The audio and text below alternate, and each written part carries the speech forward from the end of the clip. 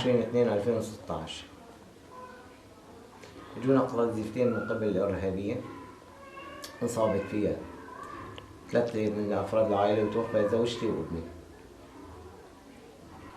والنتيجة الحمد لله كما نرى إصابة هذا الشاب لهلا 4 سنوات على قيد العلاج ولهلا ما طاب، والباقي الحمد لله بفضل رب العالمين.